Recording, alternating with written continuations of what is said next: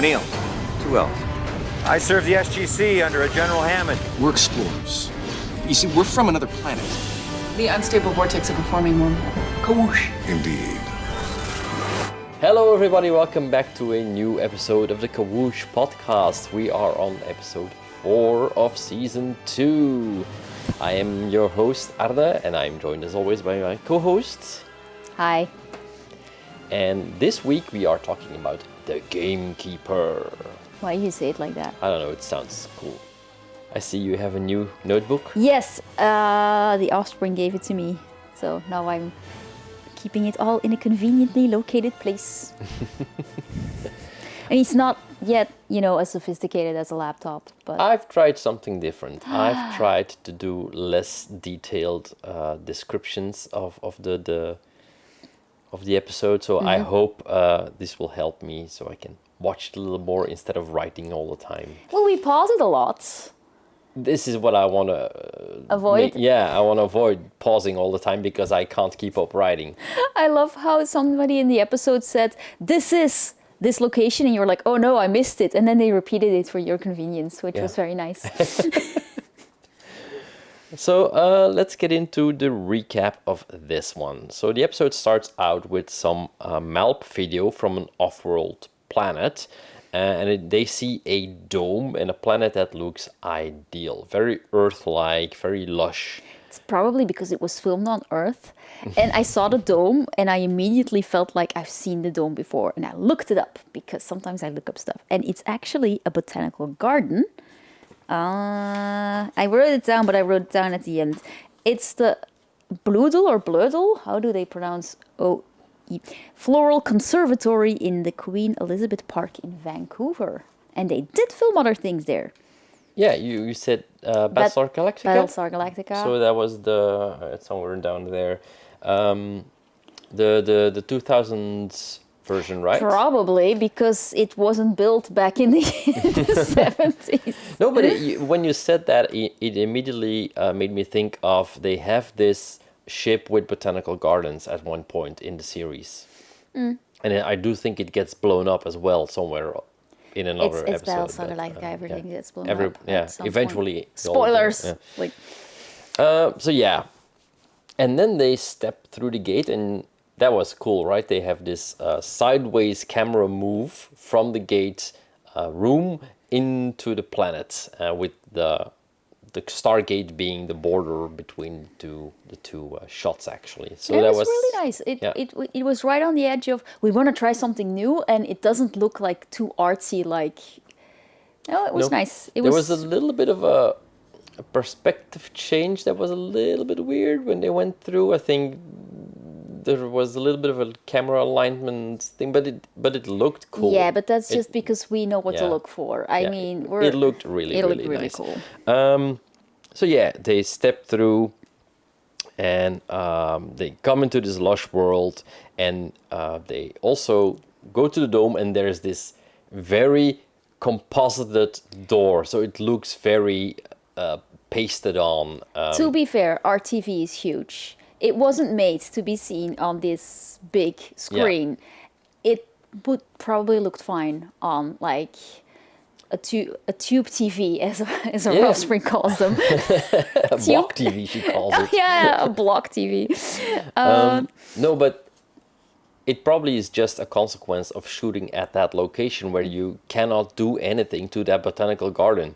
No, but they probably just put a blue screen behind it or a green screen.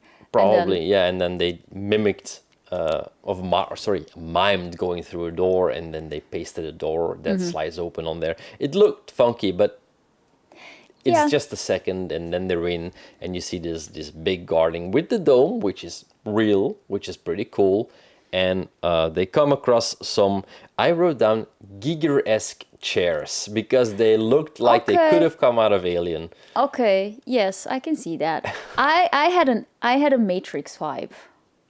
Yeah, same. Yeah. Because there's pods and there's people in them. Yeah. And also the episode was quickly coming back to me this time. I thought that would happen, yeah. Yeah. Because it's pretty obvious what's gonna happen. So they come across some people in chairs at first, and they're covered in some kind of gauze or robe, And then they find conveniently 4 empty ones in a row. Yes, very convenient. And then they come to life with some 90s CGI, grab them and pull them into the chairs, and they fall asleep, and we cut to the opening credits. And I wrote down, that's an expensive cold open. There were at least 3 effects in there. There's a whole bunch of CGI in there, yeah. Yeah, and yeah, that felt... There's a lot of CGI effects in this one. They were trying stuff. They were trying stuff, but Most of it looks dated. Okay, but you're skipping ahead now. I'm skipping ahead Yeah. a little bit, yeah. But I did write down that at a certain point there was a cool shot, but it was totally unnecessary.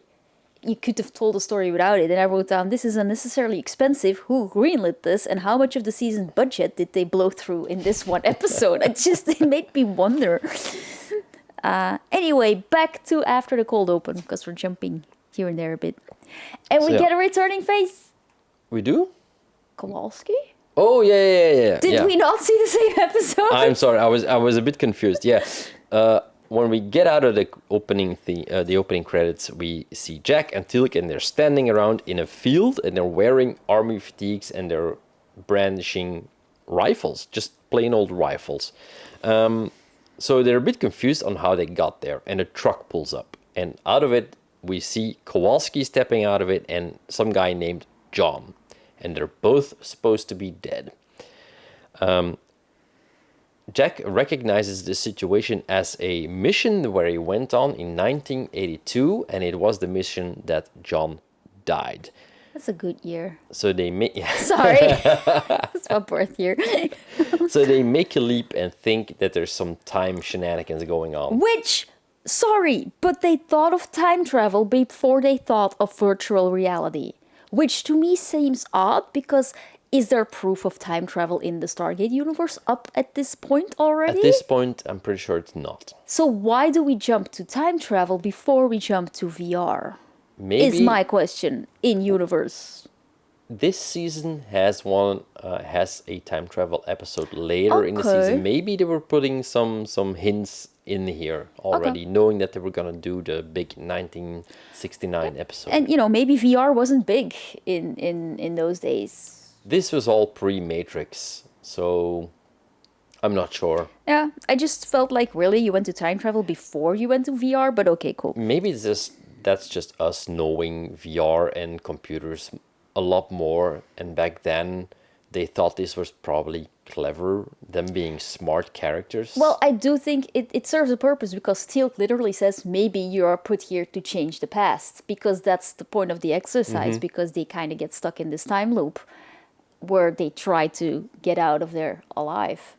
Did we skip over the bit where Jack pulls Teal'c's head off? This was coming up next. Jack thinks he's dreaming or at least hallucinating. John punches him, and then Jack wants to prove that Teal'c's not part of the original team from 1982. So he takes off his hat because he's wearing a hat, and underneath we have some glorious curls, some black curls. I have to do this. I do apologize. Teal'c, what has happened to your hair? So he doesn't have the seal on his forehead. His wig, it's glorious. It must have been so fun. And I do wonder how many times did they have to do that without laughing? Probably a lot, yeah. Like, aha, what do you say about this? And it's just poof. I also noticed that John calls Teal'c Thomas. Like Thomas has been in this team for a year or something. That's what he says. And Teal'c is also very confused at what's going on. They jump to the conclusion that it might be some sort of time manipulation. And I think Teal'c says that Goa'ulds have been tampering with some technology that does this. Yeah, but I feel it's very vague and hand-wavy. Yeah, I just feel like the Goa'uld have been experimenting with everything, but like in the same way that, the Third Reich was experimenting with everything. It's just... Yeah, let's give it a whirl. Yeah. So they start a raid on some sort of farmhouse, and Jack is offering up information on the mission, so it won't go wrong this time. But when they storm the building, enemies jump up from hiding behind some hedge, and they mow down John, and he dies in Jack's arms. And then we have a really cool, transition back into the time loop because they jump over the wall. They say like, "Where's Kowalski?" He was right behind us, and they turn, and the truck arrives, and it just restarts, and that was very well done. Was very that one simple. shot? I don't, Because but I it felt, remember seeing somebody running in the background. yeah, They but jump over. It was probably what do you call it? A Texas way? No. Yeah, it was probably somebody else because you can't Yeah. really see who's in the background.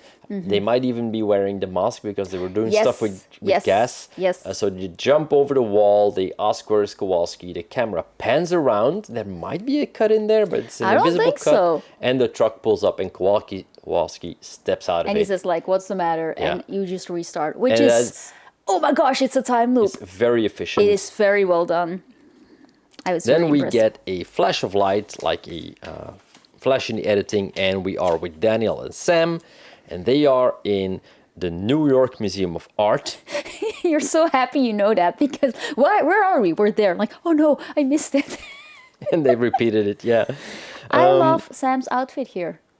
It's not important or anything, but like It's a very normal civilian outfit, right? yeah, for that time period. Hmm. But it's classy. There's boots and everything. I liked it. I'm not sure if they pinpointed the year this was, but I they mean, do that- say it, yeah. Daniel is 8. it's from his youth, yeah. Yeah.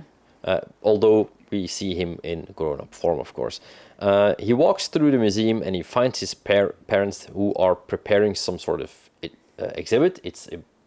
They stole a tomb from Egypt. That's Yeah, basically that. I mean, it's and a they're putting museum. on the top block, and the chain on the crane snaps and falls, and they get splashed. Which means that Daniel basically has a traumatic childhood experience. Which will never be brought up again, but sure. Well, I mean, he has trauma aplenty. We don't, but yeah. True. This episode did come back to me in bits, which means that it definitely did linger in my mind, which is a big difference to the last one, which just completely. I remember was the erased. basic premise of this one, not a lot of all the details in the loops. So those were kind of nice to see again, but I knew the basic thing of what was happening. Jack and Teal'c are stuck in this raid and they're trying to change what happened. So suddenly Jack notices that there is people in black robes standing around watching their progress. John and Kowalski storm the farmhouse again, and this time people jump up from the roof and mow them down. Yeah, again. there's definitely ill intent there. Like whatever they try, Yeah. something else pops up. And they're following Jack very closely. So Jack goes to John again, who dies in his arms again, and the people are like almost looking over his shoulder at that point. And as they escape, a truck pulls up and Kowalski and John get out. Like I got big auditor vibes from those people in the, you know who the auditors are in the Discworld series? Yeah, They watch everything and they, a little bit like the Watchers in Marvel, stuff like that. yeah. Well, the auditors have a little bit of a different vibe in the Discworld because they don't like people because they make everything messy. So it's actually more like the Gamekeeper, as we see in the end.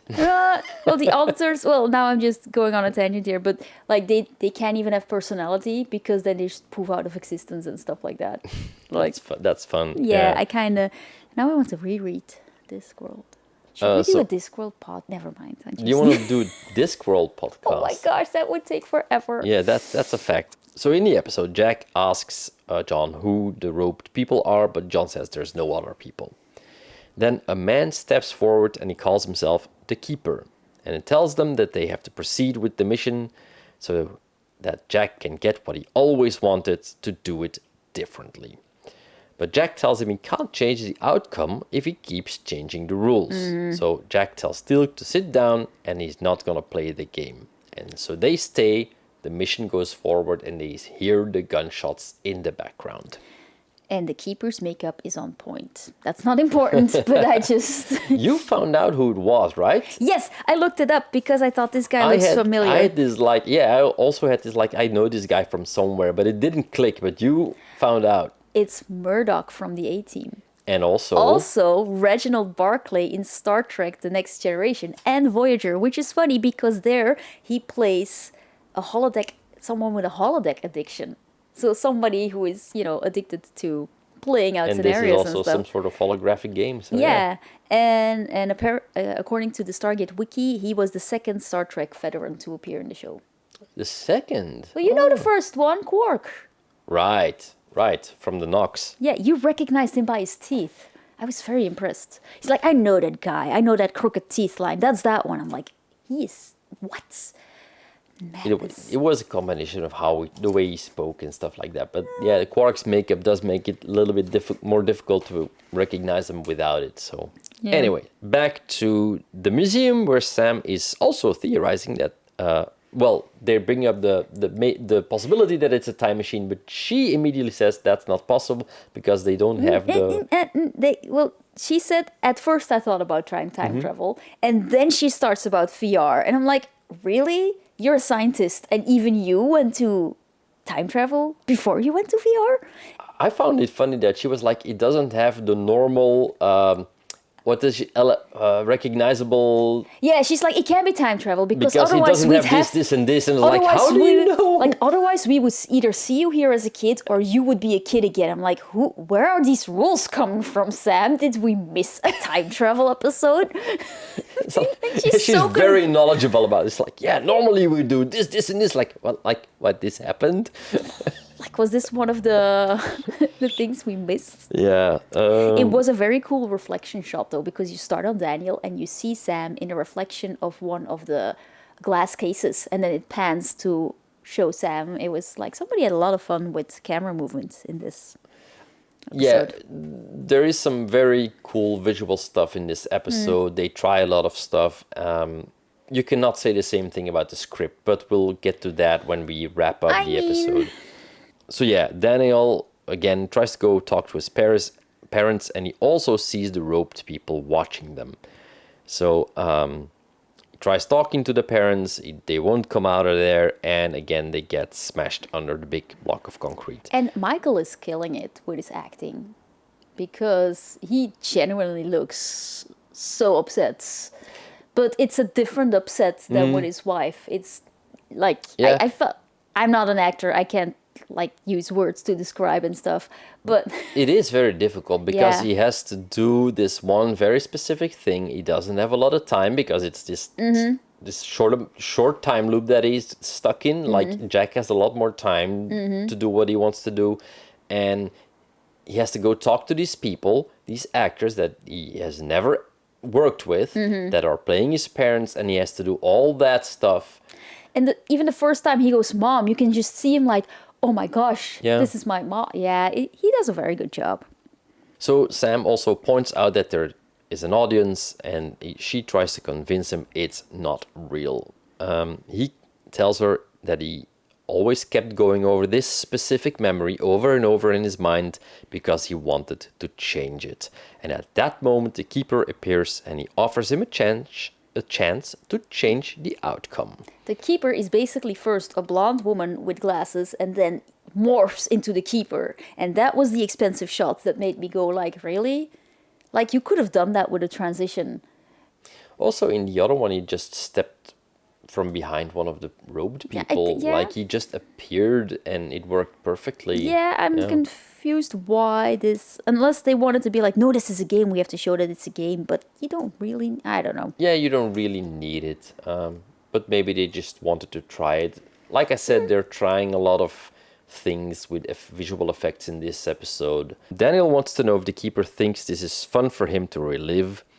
And the simulation resets even when Daniel tries to pull his mother away a bit more directly and violently. It doesn't work, and Daniel starts pleading with the Keeper to stop it. He doesn't want to play.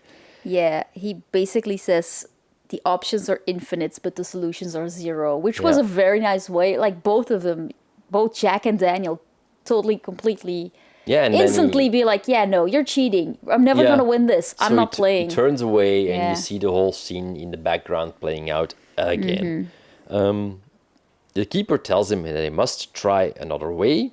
But the Keeper pushes a button on his wrist, and then we have this weird tornado-like effect. It's the same symbol as on the door later. Yeah. Afterwards, it's obvious that this is what they were trying to do because we see the effect as a symbol on the door, but it doesn't look very good. The rings are a lot cooler. It's some sort of a transportation thing. well, it's a virtual world, so it doesn't really transport anything. But Jack and Teal'c appear. And the keeper calls them an uncompetitive and unimaginative race. And he doesn't understand why they won't try. But they tell him that they want to go free. The keeper tells them it's impossible. They are all connected through the machine, and the people have been there for thousands of years. So Daniel understands that their memories and their experiences are new for the people of this planet, and that's why they're there. No software, basically. Yeah. I also love how Sam's first question, as soon as she realizes, like, oh, this is what's going on, how does it work? Like, yeah, that's what scientists would ask. Like, really? And the keeper also tells them that it didn't work on Teal'c and Sam. Because they have the gold firewall installed. Exactly, yeah. They're like, your brains don't work. Something is keeping me. Yeah. So he can't access their memories, so that's why they're just thrown in with the others, basically. And then Jack goes to one of the bystanders and he goes like, which is such... It's such a Jack move. Such a Jack move. The keeper also tells them that they can't go back to the planet since it's poisoned. But SG-1 says, no, it has regenerated and it's beautiful now. The keeper calls it lies. And Daniel remarks that he can't keep other people away from them if they're like new software. They will come and have a look. Mm-hmm. So at this point, the keeper flashes them and they wake up in the garden in those Geiger seats. And I immediately called bullshit. Like, this is a simulation in a simulation. Like, you think you woke up, but you didn't really wake up. They also immediately go like, wasn't this a little bit easy? Yeah. So they do hang a lantern on it, like, this is way too easy. Yeah. And then they go home. Yeah, and the doctor clears them after a physical exam, and Daniel wants to return to the planet to save the people. The doctor says that might be like taking a patient off of life support, so she doesn't trust it. But Hammond wants them to return to the planet and go back. And Hammond, like the actor, I keep forgetting his name.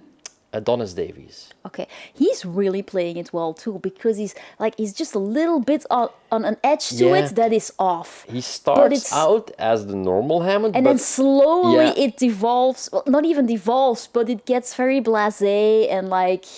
You start to realize, like, oh, there's something off. It's not him. But he plays it really well. Yeah, SG-1 is afraid that they might get trapped in there, but Hammond starts trying to convince them of how good an idea it is for them to go back and experience everything they wanted, and they will send the team back if they don't. And Jack, you can even see your son again, like, dude. Yeah, he gives it away. Yeah. He gets over-eager and he just starts talking things. He says things that Hammond would never say, and so and they immediately clock it. So yeah, they realize they're still on the planet, and Hammond gets angry that they won't go back, and their soldiers appear and they get arrested. So in their cell, they start talking it over, and turns out that Kowalski is one of the guards who's standing inside the cell for some reason, but okay. I just think this is such a fun way to bring Kowalski back. The actor must have had a blast. I think so, yeah. Yeah. He starts to ask them, like, if it's really is it really that bad to stay in the virtual world and you go wherever you can imagine, you'll never grow old. In the end, Jack just punches him and they run out of the room. And in the hallway, they come across the robed people, and they say they have been looking for SG-1 because they want them to show them what happened to their planet. They want to know if it's really better out there, because the Keeper has been keeping them safe for a very long time. Jack tells them to follow them.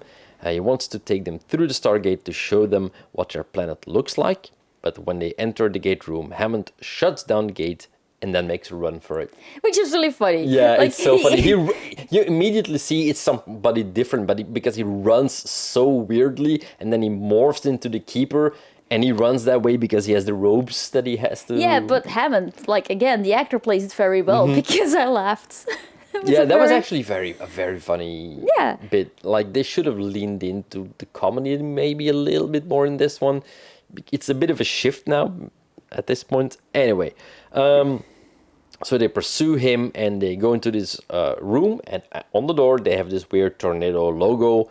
And when they pass through it, they can see themselves sitting in the chairs. Which is, again, a very nice transition because it starts with a hallway in SG1 and they just put some plants in the hallway, and then the room behind it, they put more plants in there so it looks like you're walking into the... And again, that's easily done. Well, I say easily, it's still a lot of work, but it works really, really well. Yeah. As they see themselves, they wake up and they get out of the chairs and chase the keeper. Because they're not sure if they're really out this time.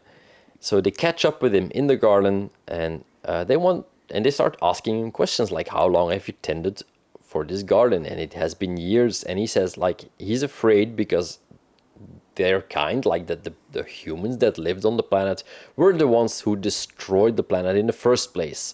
And he also tells them that the door was always open. Like the people could have walked out of there if they wanted to, but then the team says like, yeah, but they didn't know the door was there, so that's not fair. That's not fair.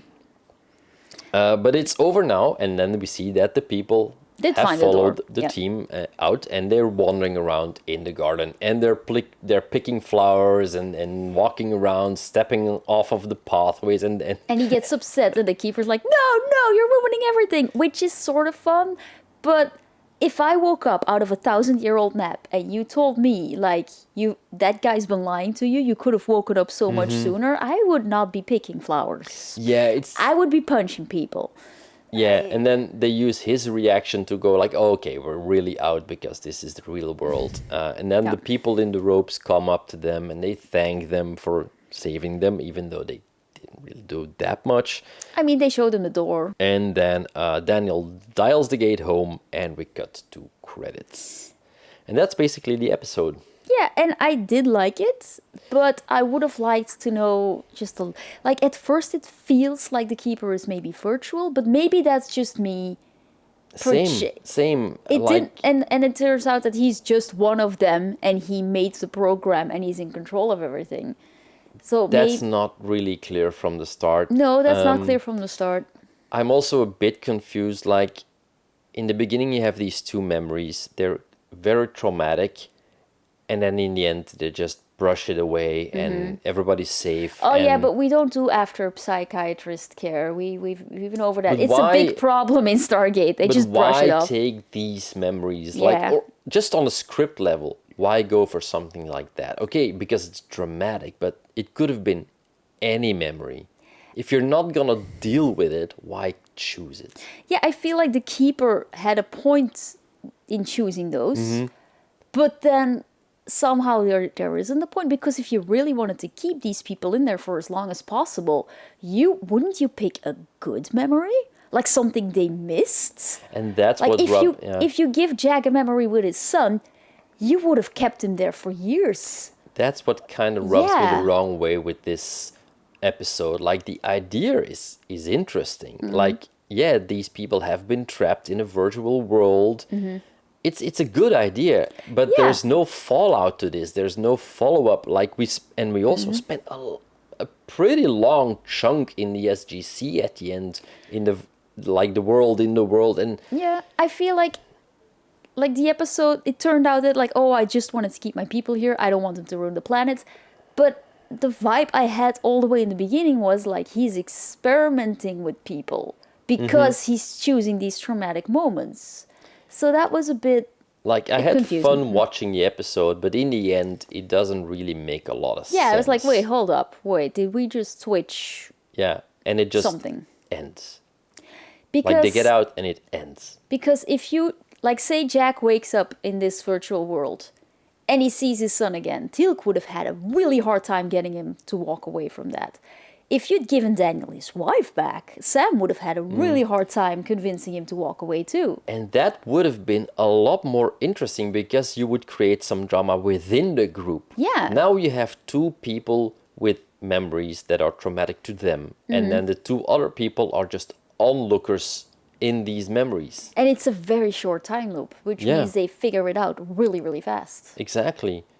And they don't really try to break out of it, which is in itself original. Like, we're not gonna do the tropey thing and try to break out. No, they refuse to play because it's a traumatic memory, which was interesting, but also, they they don't do anything with it. But how do you break out of it even? Like there's Exactly. not. Yeah. And it does work in stating that the keeper is he's a control freak, because as soon as they start figuring out a solution, he immediately like, no, now there's 5 people on the roof, which is a very kid way of saying like, nah, I'm wearing protective armor now. But they like, could have leaned into that.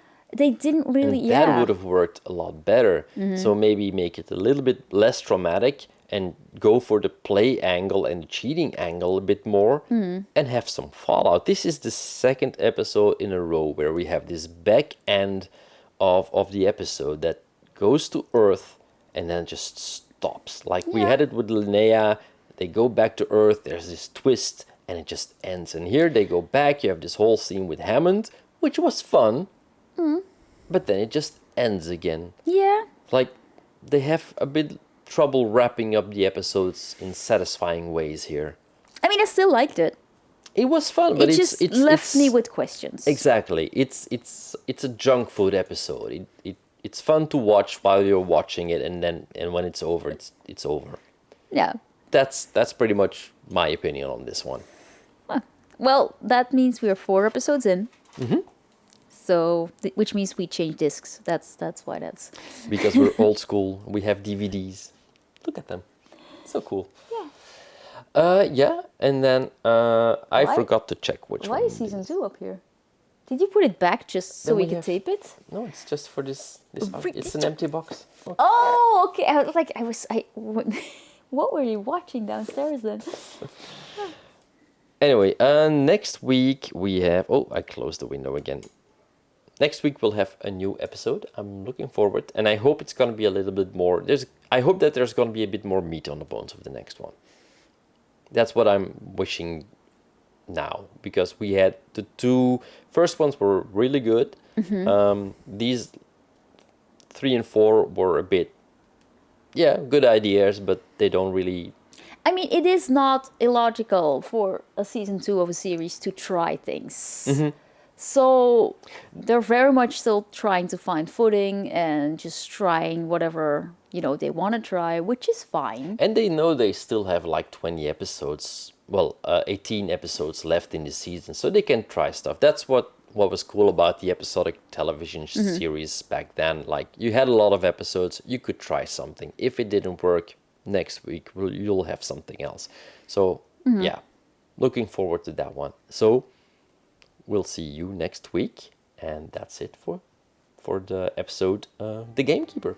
All right, Yeah, that was it wasn't really about a gamekeeper, but yeah. I mean, he kept them in a game, I guess. Anyway, all right. So yeah, see you next week for episode 5 of season 2 in the Kawoosh podcast. I love how you say that.